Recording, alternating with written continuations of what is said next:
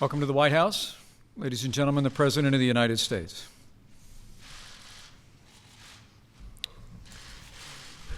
Thank you very much, Mike. I just returned from an amazing visit with a great, great family at Dover, and it was something very sad, very beautiful. Ryan, a great man.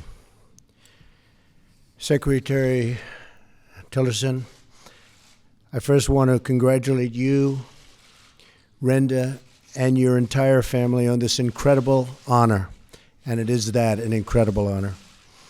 You bring the unique skills and deep, deep insights, and I've gotten to see it firsthand, into foreign diplomacy our nation needs to foster stability and security in a world too often trapped, and right now it's trapped in violence and in war.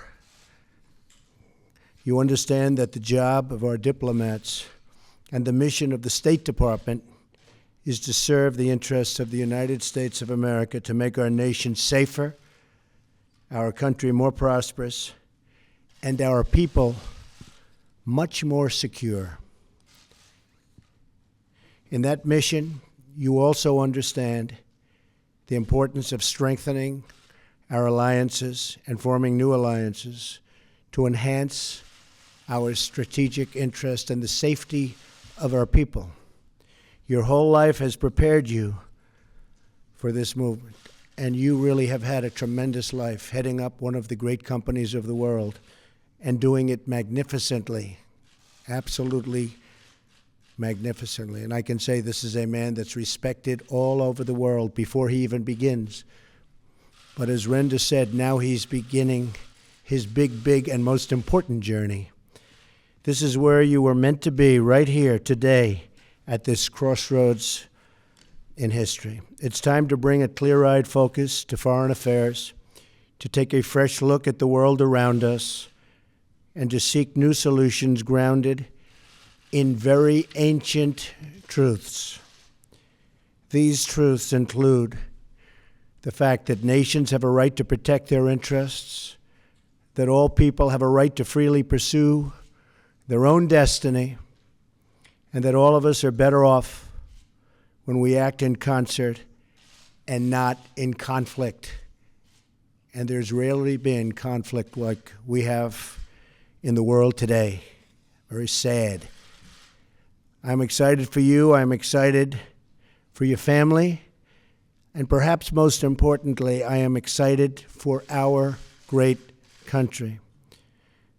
Though you inherit enormous challenges in the Middle East and around the world, I do believe we can achieve peace and stability in these very, very troubled times.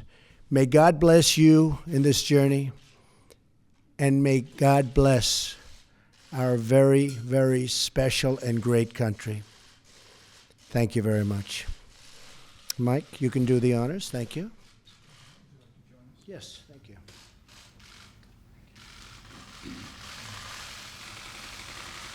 On behalf of President Trump, it is my great privilege to administer to you the oath of office to serve as Secretary of State of the United States of America. Please place your left hand on the Bible, raise your right hand, and repeat after me. I, Rex Wayne Tillerson, do solemnly swear. I, Rex Wayne Tillerson, do solemnly swear that I will support and defend the Constitution of the United States that I will support and defend the Constitution of the United States against all enemies, foreign and domestic, against all enemies, foreign and domestic, that I will bear true faith and allegiance to the same, that I will bear true faith and allegiance to the same, that I take this obligation freely, that I take this obligation freely, without any mental reservation without any mental reservation or purpose of evasion, and that I will well and faithfully discharge the duties of the office upon which I am about to enter. So help me God. Congratulations.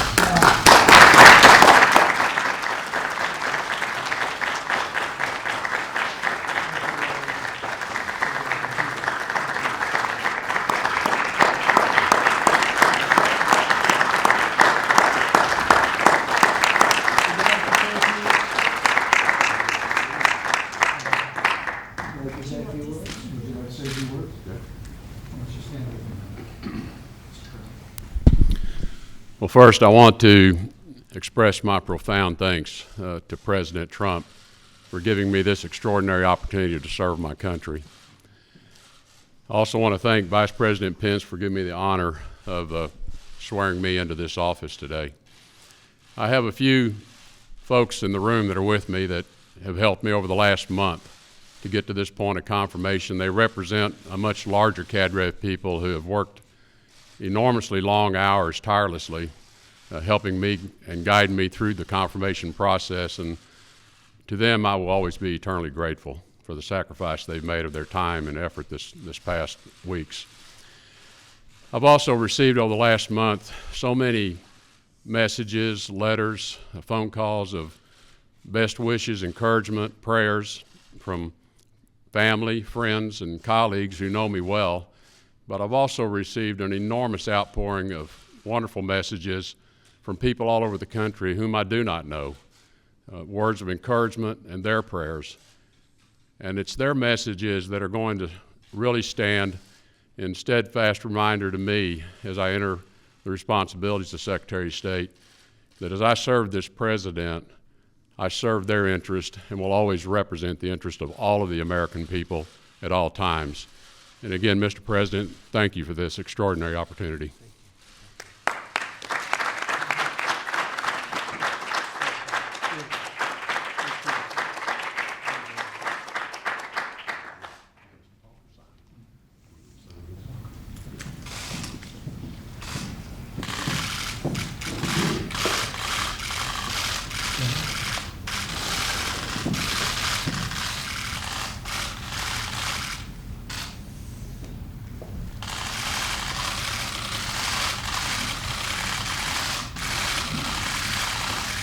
You left a very good job for this, I want to tell you.